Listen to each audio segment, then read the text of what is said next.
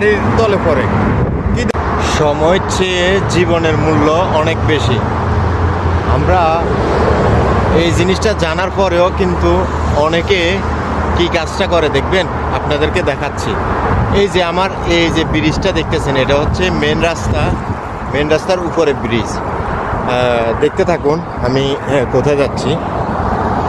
তো আসলে বলতে যাচ্ছি, তারপরে শুনেন।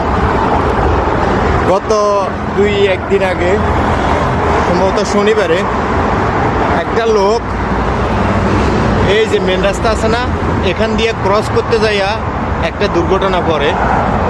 আশা করি ও আজ জীবিত নাই, এতটুকু জানি।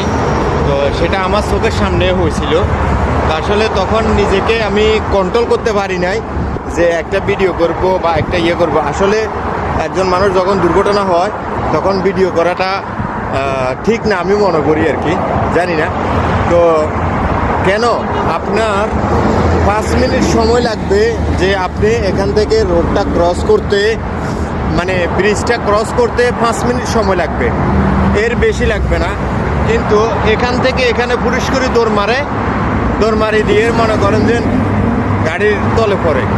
কি দরকার রে ভাই?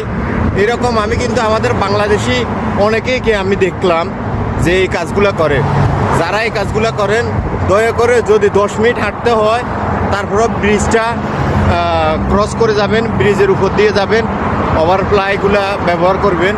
তো এই দেখেন গাড়ি সেকেন্ডে গাড়ি এখান দিয়ে দৌড়াইতেছে। তো আসলে যারা এগুলা করতেছেন তাদের উদ্দেশ্যে বলতেছি, এগুলা করিয়েন না, এগুলা থেকে বিরত থাকুন। ধন্যবাদ সবাইকে।